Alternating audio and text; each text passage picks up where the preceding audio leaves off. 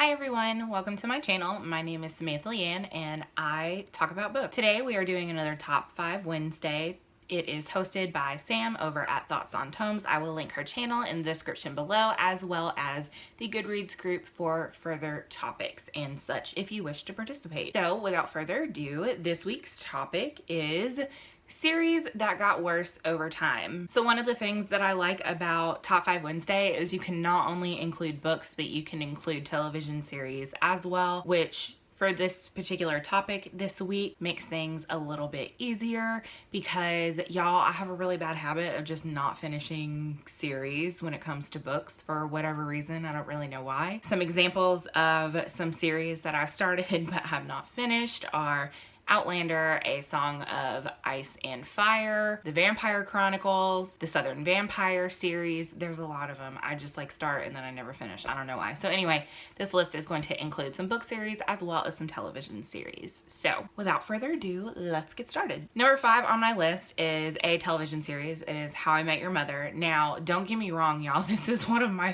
favorite series of all time. I've probably watched this all the way through like maybe 6 or 7 times at this point. Do not judge me. I feel your judgment. I do not need it. So this was a series that started out really great to me, and then the middle was nice, and then once we got towards the later seasons, it started to kind of, I don't want to say implode, but there was just so much going on, and you could tell that because it had been going on so long that they were struggling to make everything connect in the way that it had been connecting in the earlier seasons. And then once we got to the final season, how the entire final season took place over one entire weekend was not a good choice, in my personal opinion. I did not appreciate that. I did not like the final season. I did not like the ending. I won't talk about the ending for those of you that haven't seen it. But for it being one of my favorite series of all time, it definitely did start to lose its magic as it went through the seasons up to the season finale. So that's why it's on this list. Number 4 on this list is the Plantagenet and Tudor novels by Philippa Gregory. This is like 13 different novels, and they span all the way, this is historical fiction for those of you that don't know, span all the way from the Cousins' War all the way up until the golden age of Elizabeth I. So the reason that I included this on this list, these books, I will say, were not written chronologically. She started out in the Tudor era and then went to the Elizabethan era and then went back to the Cousins' War. So she was kind of all over the place when she wrote these books. If you look at them chronologically and not the order in which they were written, the Cousins' War series to me was very strong and I really enjoyed those novels. However, once you got toward the Tudor era and also the Elizabethan era, I have a couple of examples.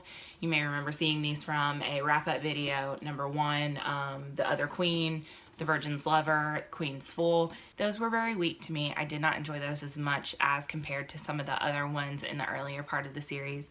Like I said, I really enjoyed the Cousins' War, so from that time period all the way whenever you go down into the Elizabethan era, it lost a lot for me. And granted, I feel like that does have a lot to do with the fact that the ones that are later in the series are technically earlier in her writing career. But if you're reading them chronologically, it's not good. It's not good, which is why that made it onto this list for me. Number 3 is another television series, and it is The Office. I love The Office, don't get me wrong. However, I feel like as we got into the later seasons, and especially after Steve Carell left the show, it definitely lost something. There were still some really great characters in the later seasons, such as Robert California, who's played by James Spader, and I absolutely loved him, and I loved his character, but still the series as a whole definitely lost something, and the later seasons to me just weren't as good or as engaging. However, the last season and the last couple episodes and the season finale were really, really good, and I really enjoyed them. And you guys, Jim and Pam are goals now. Like, I don't, if you've never seen the show, like, you really should watch it, if no other reason than for Jim and Pam, because I absolutely adore them as a couple, and they were one of my favorite parts about the show. And there were a lot of characters on that show that I just really enjoyed, but definitely after Steve Carell left, it lost a lot, which is why it made an appearance on this list. Number 2 on this list, I don't have physical copies of these books, but it is the Twilight series by Stephenie Meyer. I'm not even gonna pretend that I didn't love those books when they first came out, because I really did. I think I read them whenever I was in late high school, like early in my college career, something along those lines, and I really did enjoy them. I'm not even gonna lie about it. and I loved the first 2 books, and even the 3rd book was okay, but by the time we got to the 4th book, it was like, what the fuck is this? What is this? Like, the whole baby being born and the imprinting and the giant conflict that is supposed to lead up to this big fight and then never actually happens. It just was not, it wasn't good in my personal opinion. So that's the reason that this made it on this list for me. And number 1 on this list is not necessarily a series. It's not really a duology. It's a little bit harder to explain, so let me just get into it. The Hellbound Heart by Clive Barker. This is technically a novella. If you are familiar with horror at all, you know that this was the birth of the Hellraiser franchise. This was the birth of Pinhead. This was actually the first work that I ever read by Clive Barker. So I really enjoyed this story. I really enjoyed the whole aspect of the Cenobites. And when I started looking more into his writing and I saw that there was this, that he had been working on the Scarlet Gospel for quite some time, which was supposed to be something kind of like a sequel to the Hellbound Heart, not necessarily following the story of Kirsty or any of the other characters in this novel, or novella, excuse me, but more or less the story of the Cenobites, Pinhead in particular. So there were a couple of things that I really disliked about this. Not this. I take that back. I really enjoyed this. This was trash. And let me explain why. This was published in 1986. This was published in 2015. So you can see that there's definitely a huge span of time in between that. And you can see that there's a lot of anticipation for this, okay? And it was trash. And it was the most disappointing thing that has ever happened to me in terms of, you know, like a sequel of sorts.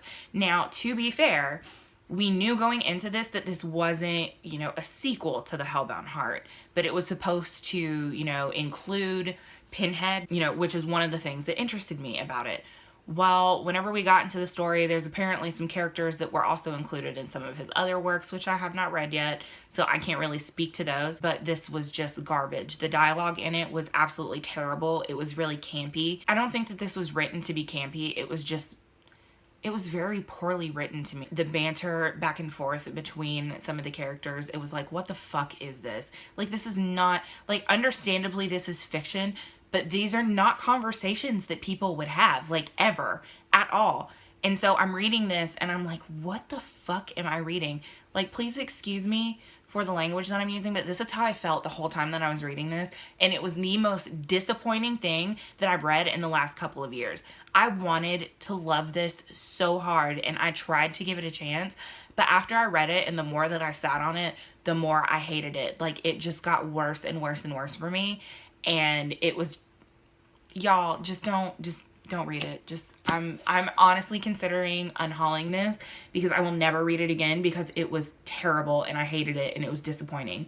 And I had very strong feelings about it, as I'm sure you can tell. And that's why, even though this isn't technically like a series of any kind, but it was supposed to be like a continuation of that story. And that's why I included this, because I can't even with this book. Like, I cannot. It was terrible and I hated it. So those are the top 5 series to me that got worse over time. If you have read any of these or watched any of these, comment down below and let me know what you think, especially if you've read the Scarlet Gospels. Like, maybe I'm looking at it all wrong. Maybe you can convince me to love it because I just hate it so much. But I hope you enjoyed this video. I will see you guys next week for another Top 5 Wednesday, and I will talk to you guys next time.